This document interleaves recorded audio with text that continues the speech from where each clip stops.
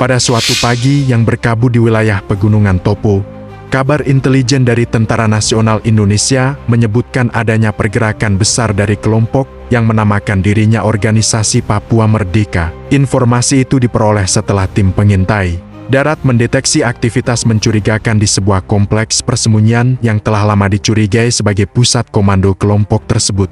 Situasi ini membuat Komandan Operasi segera menggelar rapat darurat untuk menyusun langkah strategis. Dalam rapat itu, para perwira tinggi sepakat bahwa ancaman yang muncul tidak bisa lagi dibiarkan berkembang. Oleh sebab itu, diputuskan pengiriman satuan tempur lengkap dengan dukungan kendaraan lapis baja untuk melakukan operasi penindakan.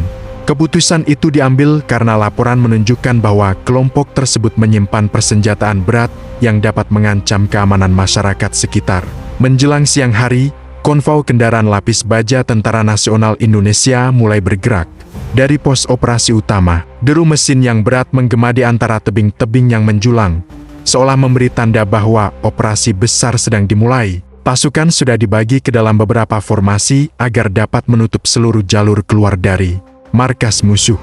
Sementara itu, tim penyusup pendahulu telah lebih dahulu bergerak melalui jalur hutan yang lebat. Mereka membawa perlengkapan pemetaan untuk memastikan koordinat menyerbu secara presisi. Setiap langkah dilakukan dengan hati-hati agar tidak menimbulkan suara yang bisa memicu kewaspadaan kelompok lawan. Saat matahari condong ke barat, tim udara memberikan laporan visual bahwa kompleks yang menjadi target operasi tampak mulai ada aktivitas mencurigakan. Asap tipis terlihat mengepul dari salah satu bangunan kayu besar di tengah area tersebut.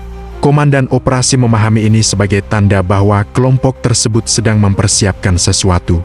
Tidak ingin kehilangan momentum, komandan menginstruksikan seluruh konvoi untuk mempercepat laju. Kendaraan lapis baja Tentara Nasional Indonesia pun menderu lebih cepat, membelah jalan tanah yang berliku dan terjal. Para prajurit di dalamnya memeriksa senjata masing-masing untuk memastikan semuanya siap menghadapi segala kemungkinan.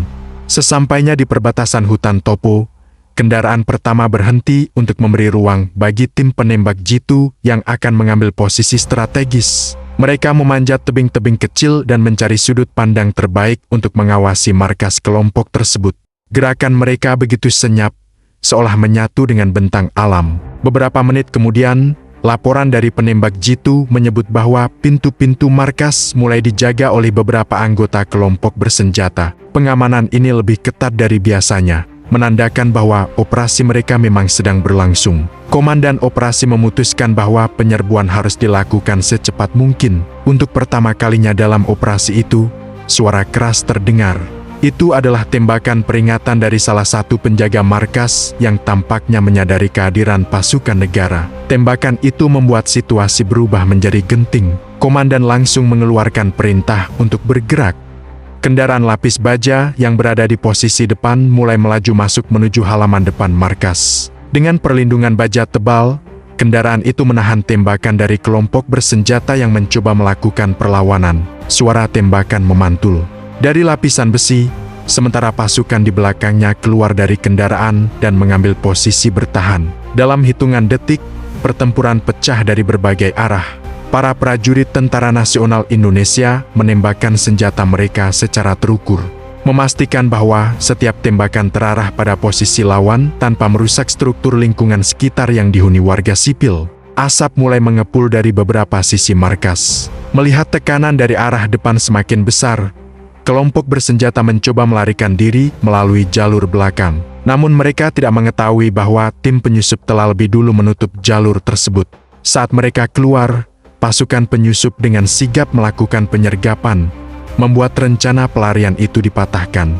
Di tengah kekacauan itu, sebuah bangunan pusat komando kelompok tersebut menjadi target utama. Komandan menginstruksikan kendaraan lapis baja untuk bergerak lurus dan menekan pertahanan utama markas. Dengan satu dorongan keras, kendaraan baja itu menghantam barikade kayu yang dibangun oleh kelompok bersenjata, membuatnya hancur berantakan.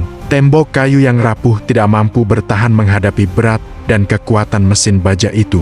Satu demi satu bangunan yang menjadi titik pertahanan kelompok tersebut mulai runtuh.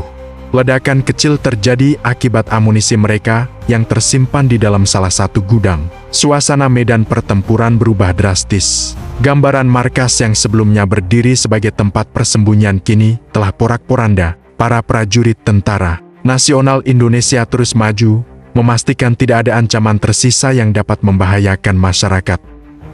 Setelah kondisi benar-benar terkendali, Komandan Operasi memberikan laporan lengkap bahwa markas kelompok bersenjata tersebut telah dihancurkan secara total. Tidak ada lagi aktivitas yang mengancam di lokasi itu. Hal ini memberikan rasa aman kembali bagi masyarakat Topo yang selama ini hidup dalam kecemasan. Menjelang tengah malam, kendaraan lapis baja Tentara Nasional Indonesia mulai bergerak kembali menuju pos komando dengan membawa bukti-bukti penting dari markas tersebut. Cahaya lampu mereka memecah kegelapan hutan, menandai berakhirnya operasi yang berjalan dengan sangat terukur dan terencana. Keesokan harinya, masyarakat sekitar mulai mendengar kabar tentang keberhasilan operasi tersebut. Banyak dari mereka yang merasa lega karena ancaman yang selama ini menghantui kini telah berhasil diputus. Mereka kembali dapat beraktivitas dengan lebih tenang. Operasi penindakan ini kemudian menjadi bukti bahwa tenaga, strategi, dan ketegasan negara tidak akan pernah surut dalam menjaga keamanan warganya. Markas Topo yang dulu menjadi simbol ancaman kini telah berubah menjadi puing-puing tanpa sisa. Keberhasilan ini menunjukkan bahwa ketertiban dapat kembali ditegakkan seiring dengan langkah-langkah damai untuk membangun Papua yang lebih aman dan sejahtera.